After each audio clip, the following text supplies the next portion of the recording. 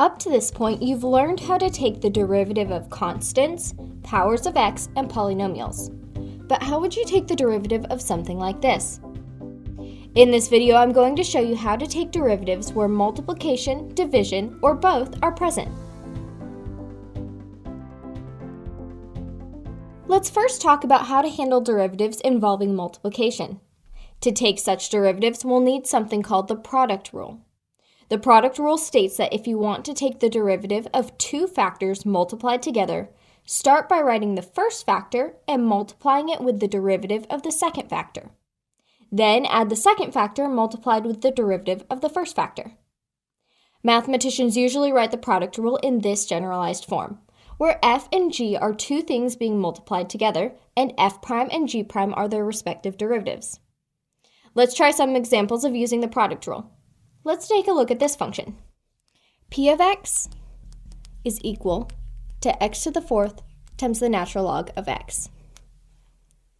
To find the derivative of this function, remember that the product rule says that the derivative of f times g is f times g prime plus g times f prime. In this case, f is equal to the first factor in the function, x to the fourth, and g is equal to the second factor, which is the natural log of x.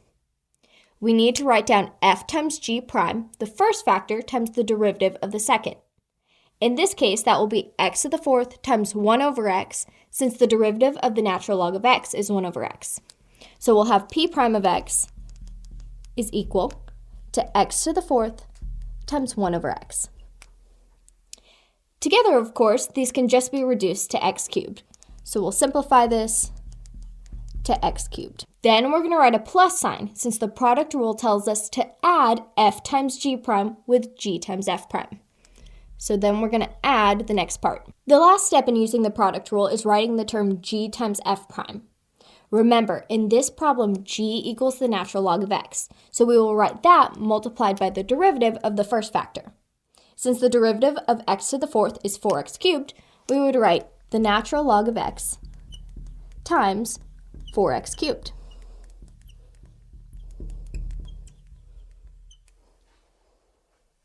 So the derivative of the function p of x is equal to x to the fourth times the natural log of x is then equal to p prime of x is equal to x cubed plus the natural log of x times 4x cubed. Let's try another example. Use the product rule to find the derivative of q of x is equal to e to the x times the cosine of x. Remember, the product rule says that the derivative will equal the first factor times the derivative of the second, plus the second factor times the derivative of the first. Let's write down the first factor, e to the x, multiplied by the derivative of the second factor. Since the derivative of cosine of x is negative sine of x, we get that q prime of x is equal to e to the x times negative sine of x.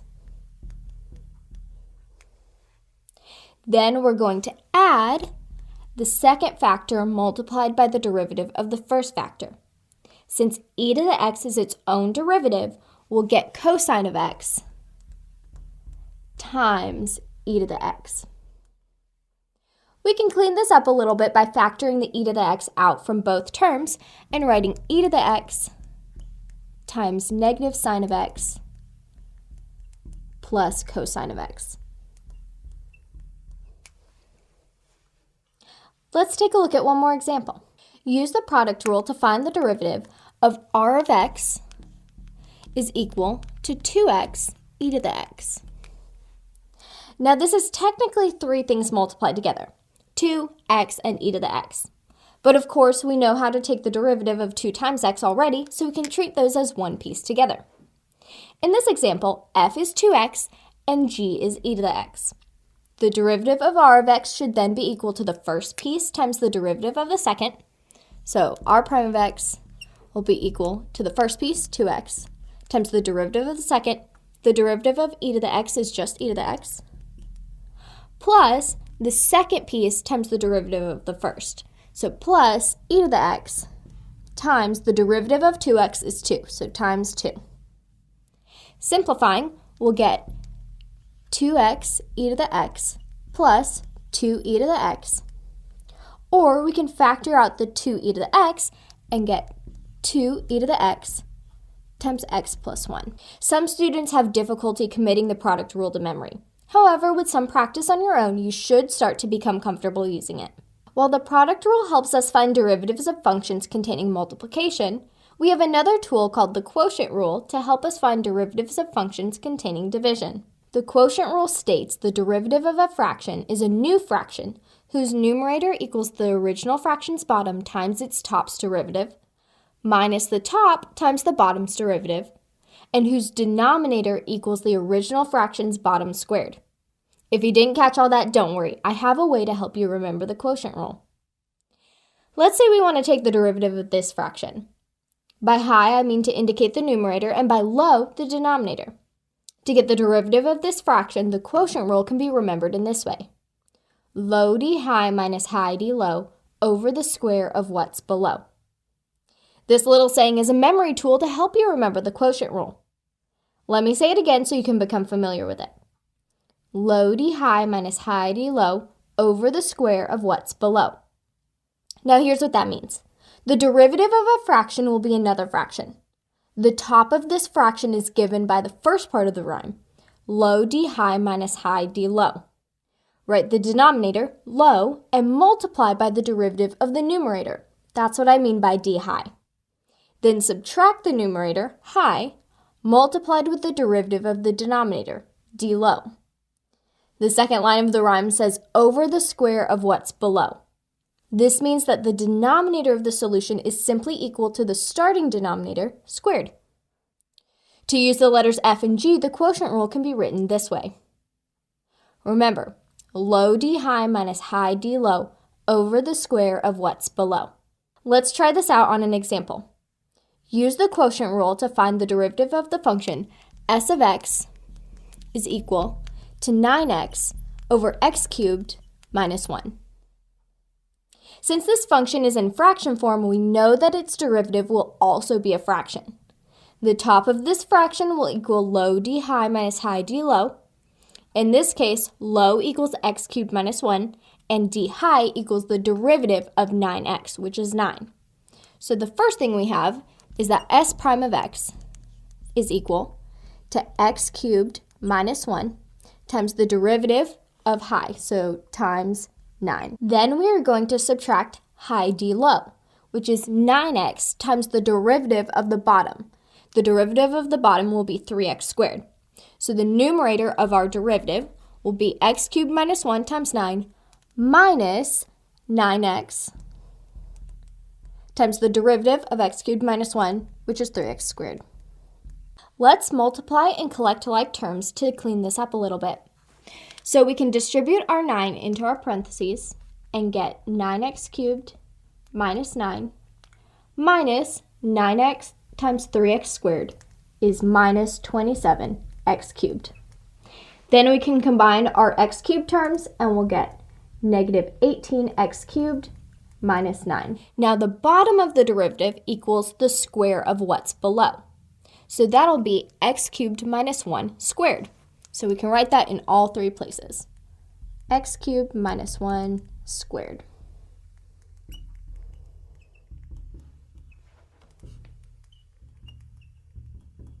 So the derivative of our function is s prime of x is equal to negative 18x cubed minus 9 over x cubed minus 1 squared. Let's try another example with the quotient rule. Find the derivative of t of x is equal to e to the x over sine of x. To find t prime of x, we know we are going to have a fraction. The top will equal low d high minus high d low, so that's low sine of x times the derivative of e to the x, which is still e to the x. So t prime of x will be equal to sine of x times e to the x minus high e to the x times the derivative of sine of x, which is cosine of x.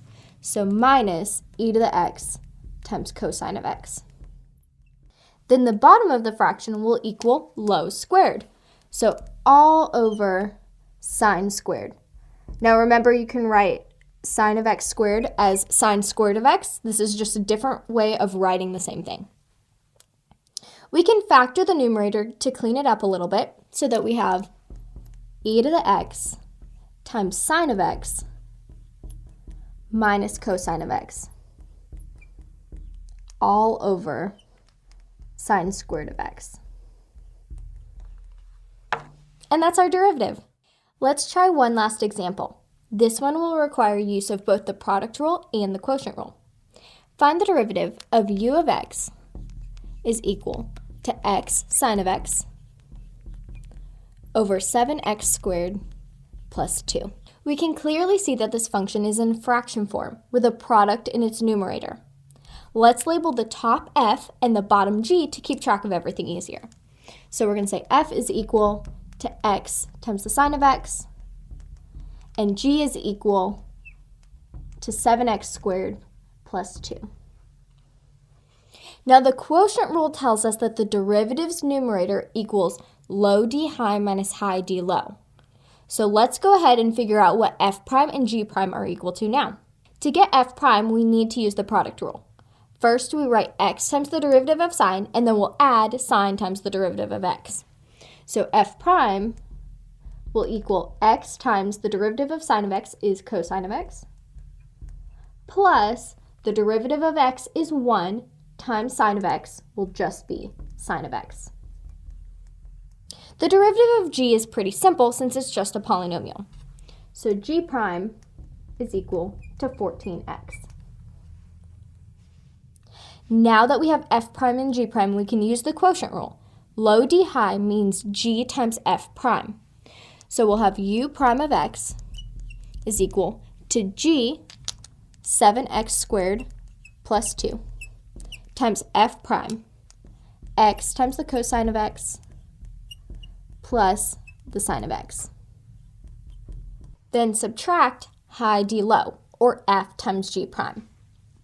So we're going to subtract f, x times the sine of x, times g prime, which is 14x. Then the bottom of the derivative will simply equal g squared. So this will all be over g squared. So 7x squared plus 2 squared. This can be slightly simplified by multiplying these two terms here. So we'll get 7x squared plus 2 times x cosine of x plus sine of x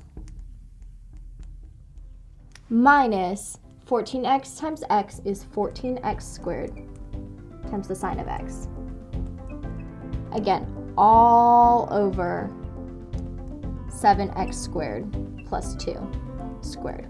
The product rule and quotient rule are fairly easy to work with once they are committed to memory. And the easiest way to memorize them is to work through some examples on your own. Thanks for watching, and happy studying!